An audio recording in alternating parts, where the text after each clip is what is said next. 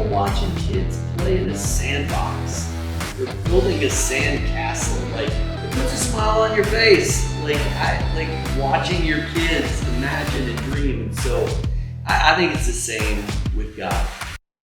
Welcome to the episode of the Radical Hospitality Podcast. I'm your host, Zeke.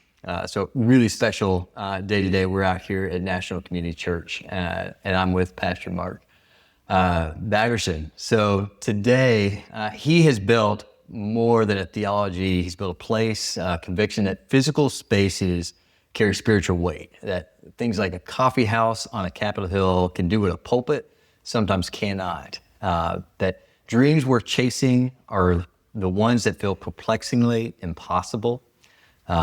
He started with 3 people in a blizzard in 1996 and has grown this National Community Church into a multi-campus congregation across Washington, D.C. Along the way, he's built Ebenezer Coffee House, Miracle Theater, the Dream Center in this place we're in now, the Capitol Turnaround, gathering places for the community and funding other kingdom causes. He's the New York best-selling author of 25 books, and his newest, Gradually, Then Suddenly, is one of the most directly speaking to every builder out there that's trying to get things done and has gone through the grind to get there.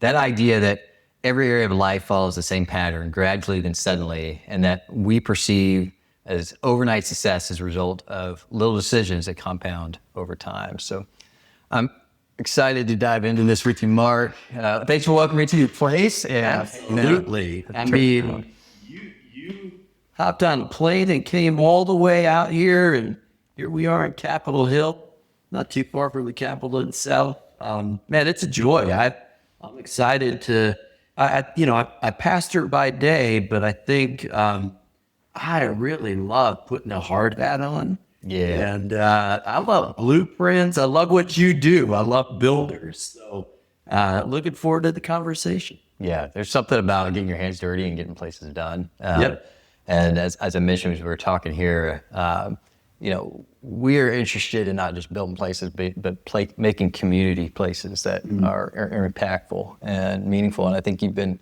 kind of a North Star for a lot of people out there trying to do that. So I appreciate you setting some examples for us of how to do that well. And I'm interested in learning some of the stories, some of the failures, some of the things that have worked along the way. So I'm going to walk through some quotes that you have said along some of your books. So we'll kind of use that as maybe a guide as we get into this. So you said if your vision isn't perplexingly impossible, it's probably an insult to God.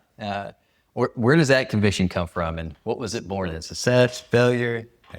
Well, I mean, is it okay if I start on a little bit of a theological note? Hey, let's do it. I think our biggest trouble is our small view of God.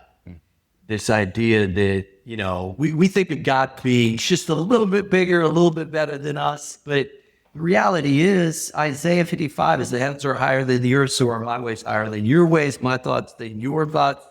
So God likens the difference between our thoughts and his thoughts to the expanse of space. Astrophysicists estimate 93 billion light years from one side of the universe to the other. So your best thought on your best day is still 93 billion light years short of how great and how good God is. So I just think God created us in his image, Imago Dei. Imagination is part of that. And when we exercise that imagination, I think it puts a smile on the Heavenly Father's face. Almost like, we're both dads, watching kids play in a sandbox or building a sand castle. It puts a smile on your face. Like watching your kids imagine and dream. So I think it's the same with God, that this ability to imagine the future and then to kind of expand our horizons. G.K. Chesterton said, how much happier you would be, how much more of you there would be if the hammer of a higher God would smash your small cosmos. So, interesting note to start. Yeah. I love when you speak about creating and building. There's like, you can just sense this like joy about it. And as a lot of us in the building industry, there's just this grind and this negativity about it. But when you speak to it, there's like, hey, there's a God that created us to be creative in his image. And, when you lean into the gifts that he's given builders, like, hey, we're just playing in God's sandbox now. Yeah. It's interesting that 12 chapters of the book of Exodus are about the kind of architectural and aesthetic details of the tabernacle. So if 12 chapters are devoted to color of the curtains, the exact incense that you're going to smell when you walk in, the dimensions, the feng shui, if you will, like that stuff is significant. Yeah. And I think just as God has an eye for detail, as evidenced by his creation, I think these little things matter. So I went to seminary to study preaching and leading and theology. I didn't go there to study building or your design, but I do have to say I'm intrigued by all of that. In fact, right now we're repointing an 1891 city block that we're in, which is almost hard to describe. It's a beautiful old streetcar building. We're about to drop $1 million to repoint all of that whole brick. And let's just say, Zeke, that about 12 samples later, I think our masons were maybe a little bit frustrated. But I'm like, if we're gonna repoint this entire building, we gotta get that in order, the perfect kind of accentuating color for the red brick. So what I'm saying is, I'm kind of a wannabe. I kind of want to be doing some of what you're doing, but I've been able to scratch that itch a little bit with some of our different properties and buildings that we built over the last 30 years. Yeah. So I'm just curious, maybe on a broad stroke, what have some of these renovations taught you as you've been going through from a construction and renovation projects? Well, there's creating kind of ex nihilo out of nothing. Like if you have a piece of land and there's nothing there, you kind of build something new on it. But when you're in a city like Washington, D.C., you're inheriting old buildings. So we have really adopted Isaiah 58, rebuilder of broken walls, as kind of our mantra. Like, we love coming into a space. This, after it was a streetcar building, it was we're a Department of Labor office for a number of years. Okay. And then it was like an incubator for schools. But I think vision is seen through drywall and seen through drop ceilings and kind of envisioning what a space can become. So we literally stripped this building down to the 96 columns and then just started rebuilding. And we viewed it not just as an architectural endeavor, but really as a spiritual endeavor. How do we create spaces where people can encounter God? Spaces where people can soft see areas, where people can have meaningful conversations. Even the way we design the auditorium, we have two sections that kind of face each other on the side. Yeah. And that was very intentional, because if you're in a worship environment where everything's oriented to the stage, it kind of puts a spotlight maybe on a personality, but I don't want a spotlight on this ugly mug. So we designed it in a way that you can actually, it's more of a communal experience. So those are some, I like to call that the campfire effect. Okay. Like whenever we start with a project, every project needs to have a campfire. You notice, like, when you're sitting around a circle, you're looking at each other, and the gathering spaces, whether it's the kitchen table or a sanctuary that's brought around. The purpose of buildings is to bring people together.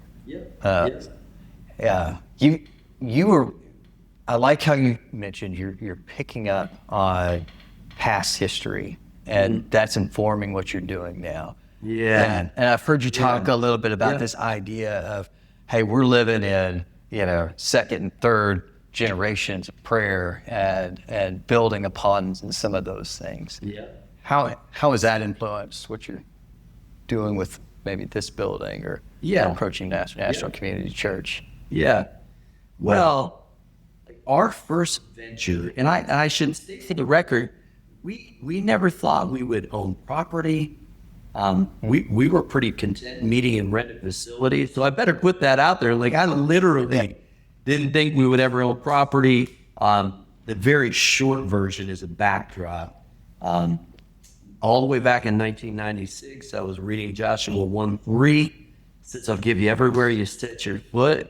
And I just felt this prompting to pray a perimeter around Capitol Hill. And so here we are 30 years later. I wasn't praying for property, it was just praying for people. But we own 7 properties on that prayer circle. The first one was a crack house that we turned into Ebenezer's coffee house. And you know what we did, Zeke? We didn't, and I'm wondering if there's even a name for this or if you ought to do this, but we did major demo, but we actually left some of the old paint in the door jamb, and because we wanted to almost tip the cap a little bit to what it was.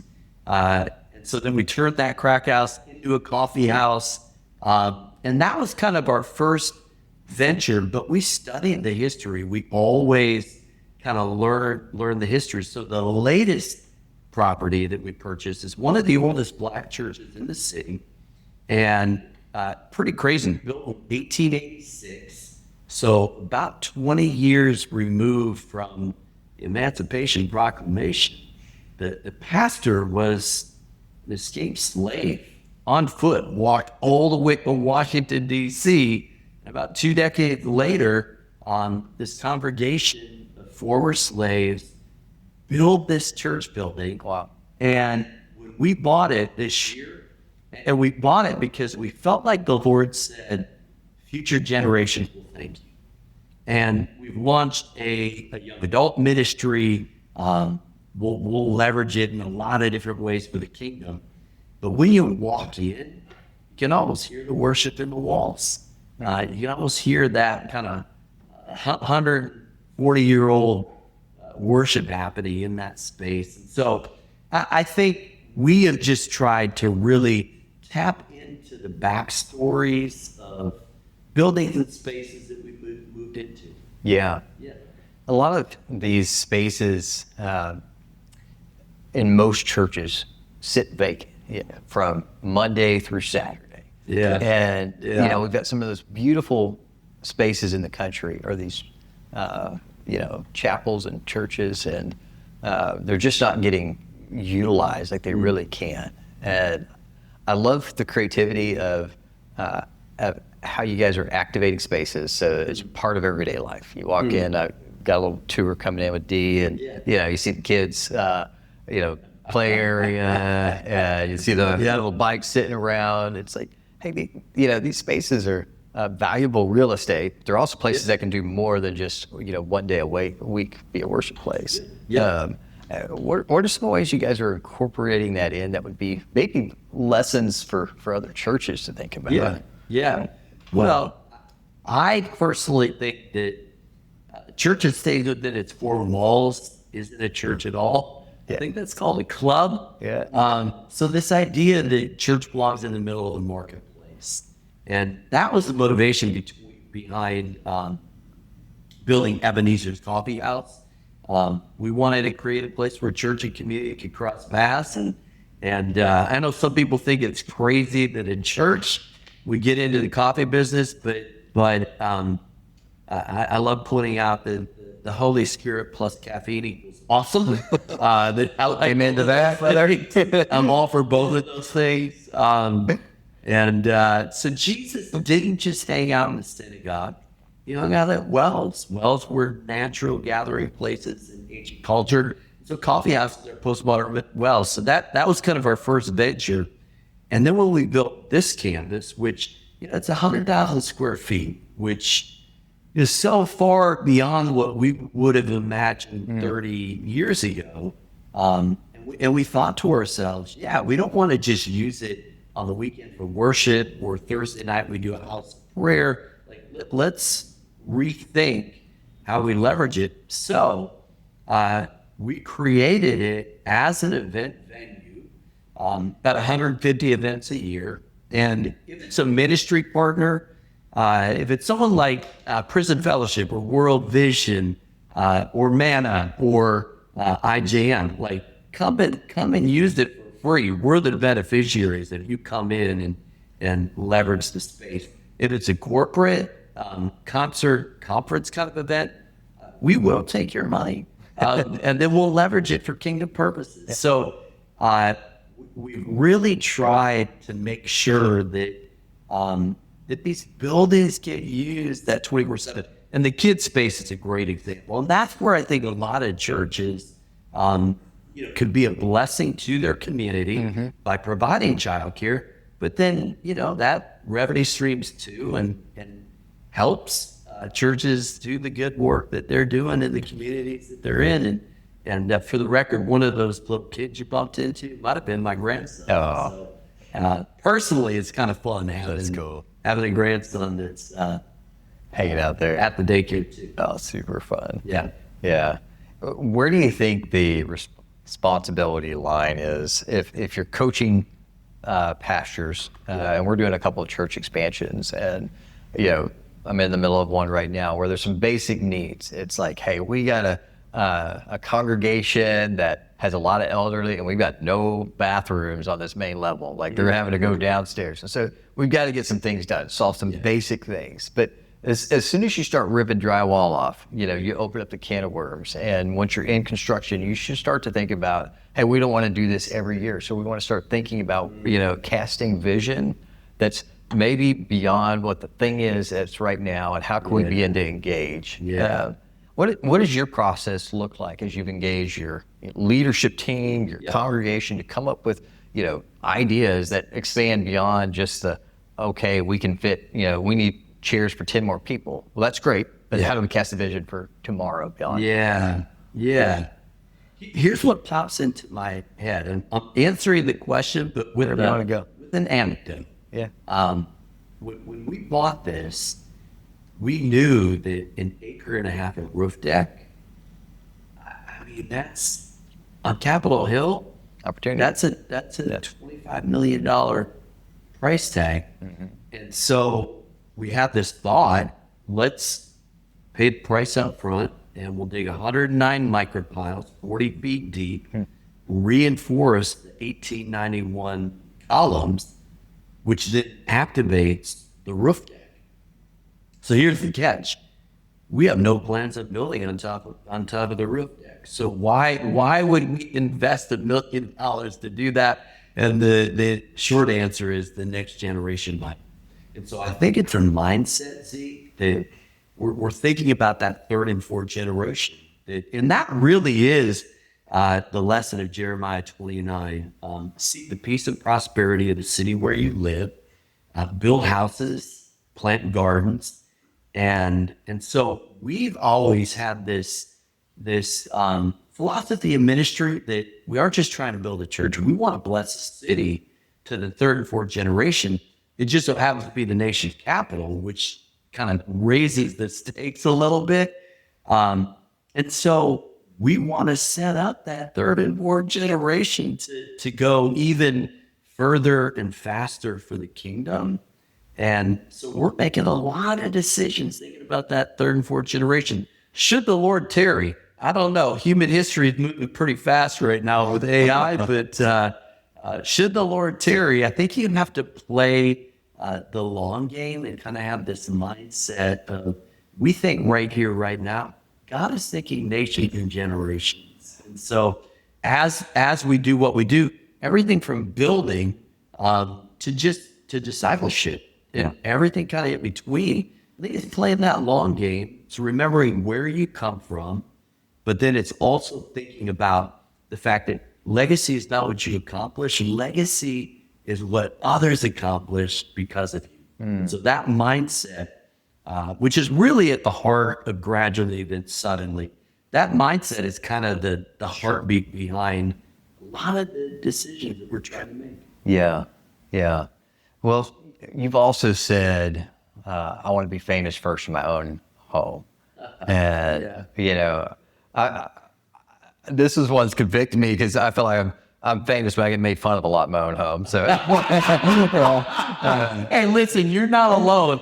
I if I had a nickel for every time I said, "Is this pick on Dad Day? What's going on?" That's right. But I brought one of my boys here today. I've got another one back at home that I'm just as proud of. And I think the work that we do, is always with one eye to this next generation of what are we leaving behind? How are we teaching them? How are we handing off the baton in a way that, they can run farther and faster? Can I back up that bus a little bit? Let's do that. There was a moment that, pastoring is a full-time job in and of itself. And then writing is a little bit of a side hustle, but I love to write. And then after I wrote that first book, people think you know more than you actually do, and you start getting invitations to go places. And man, I made some mistakes 20 years ago, just going too many places, stretched a little too thin. And my wife literally said to me, "This isn't what I signed up for." And it was a dagger. It was, it was one of those, take a long look in the mirror. Where do you want to be in 5, 10, 20 years? And so this is maybe a challenge to those, because my hunch is the people that are listening to this, probably wired like you, go-getters, kind of like, let's go after, take the next hill. That's how I'm wired. Yeah. But I had to put some healthy and holy boundaries in place. So one of those for me was, okay, I'm not going to do more than 12 overnight speaking trips a year. And then I dialed it back to 7. And that's leaving a lot of opportunities on the table. But wow, I think it saved me from a lot of regret down the road. And I think what it comes down to is you really have to define success. And for me, it's not how many people come to this church. It's not how many people read a book. Success is when those who know you best respect you most. And I think part of that respect is just, you're not perfect, but you're honest when you make mistakes.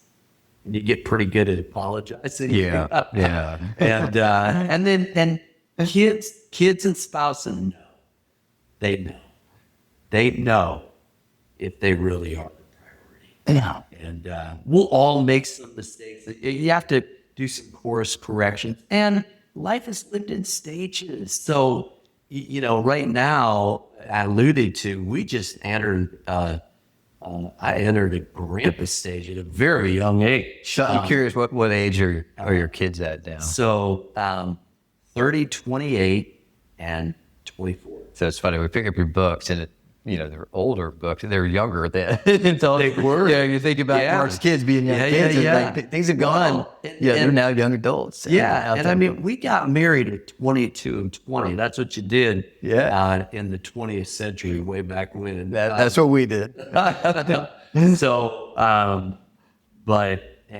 so what I'm getting at is, even now, Mondays are grandkids' day. So we have 2 grandsons, 2 and 6 months. And what we do is we just, we are grandpa and grandma on Mondays. And we put that hat on, and that's what we do. So you just establish priorities, boundaries, and then kind of work your life around that best you can. Yeah. Yeah. So, we implemented a few of the challenges I think you had in All In to, help, our young men come up into age. And I've got one now that's 19, and he's at this like cusp of just graduated from the fire department and is looking out to the world to go make his own dent. As you move into that season of life, to young adults, what are you talking to these kids about now? What are you challenging them in? Well, you learn that you never stop parenting. That's for sure. Yeah. Even when they grow up and they're out of the house, when you have young kids, pretty physically taxing. By the way, the word diaper spelled backwards is repaid. I like getting that out there. But then as your kids get older, you carry certain. I mean, it is not easy growing up. I think it's a lot harder growing up now than it was when I was growing up. There's just different. There's certain digital challenges. There's certain things that just and the fact of the matter is, the average person is spending 2 hours and 24 minutes a day on social media. Well, I mean, I was reading 2 hours and 24 minutes a day at that age and stage. So, I think a lot of respect for up and coming generations. I think every generation kind of has to find their way. I think. And you have to enjoy the journey. I think you have to enjoy the journey. Every aging stage, just embrace it and make the best. Yeah. What do you think on the other side, the opportunities that there is for this generation? What are they doing well that, we can pat them on their back for? That's like, yeah. I mean, I'm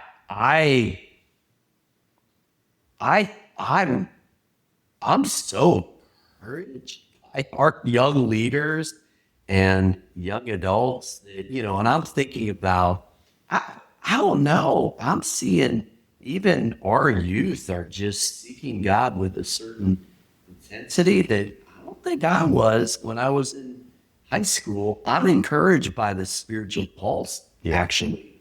I think there's a hunger for God. And I think there is a desire to be on mission. And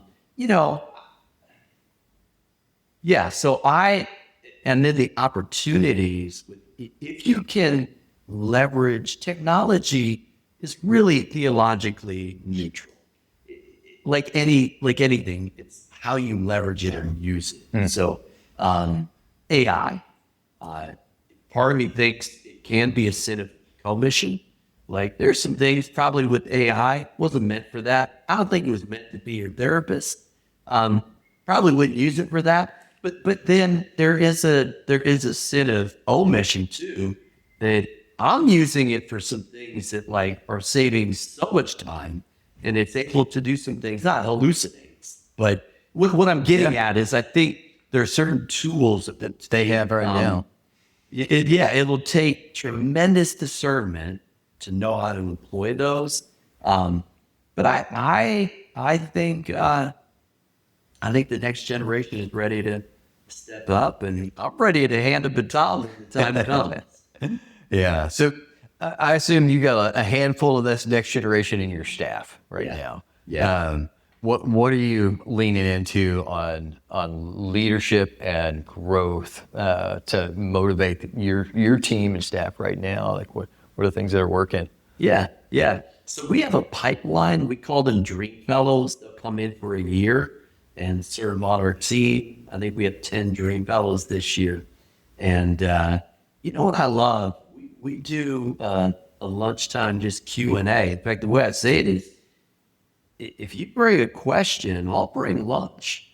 And it's really interesting to kind of dial into the kind of questions that are being asked. There are questions, they're good questions. We live in a cultural moment that's not complicated. Yeah. I don't have to speak to the mental health crisis. I don't even have to talk about political polarization. We feel it all the time. But I do think that this is a moment, this is a generation that is willing to wrestle with hard things and ask hard questions. One thing I'm a little concerned about is that culture has become very binary, like us versus them, and the inability. Job 11:6 says, "True wisdom has two sides. Truth is found in the tension of opposites." So I think we've got to somehow elevate our thinking and be willing to kind of wrestle with hard things. And I've found as a communicator, no matter what I say, it's never enough and it's always too much. So it is the world that we kind of live in. But at the same time, I think the opportunity is there to really step into leadership and lead the way that Jesus did. And that is as a servant leader. When you reach the highest place in leadership, it gives you the right to relinquish your rights, put a towel around your waist, and wash feet. And I think the world could use a few more servant leaders, regardless of what industry or field you're in. Yeah. If you had just one piece of advice to leave with this next generation of builders, dreamers that are looking to go out and make a dent, and you were talking to yourself, 20 years ago, what would you be telling them right now? Well, I probably would say that leadership does begin with self-leadership. Yeah. Regardless of what you do. I spend a little bit of time in the sports world, which is a tough one. So I do a lot of NFL chapels. For whatever reason, been around quite a few professional athletes and coaches, and they're a good case study.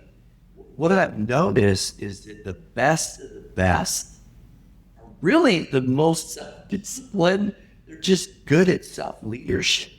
And so whether that's going to the gym, I know you hit the gym, and I know your son Titus hits the gym. He drags me along. I'm trying He to was keep up. wearing short sleeves. I noticed.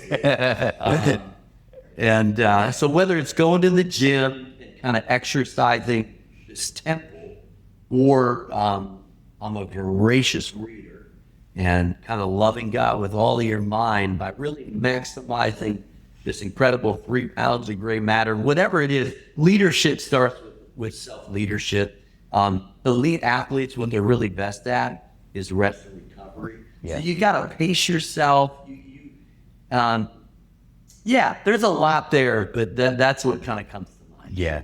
Well, I'm so grateful for what you guys are doing here and setting the benchmark for so many of this next generation that is reaching out and trying to make an impact and showing how to do that well.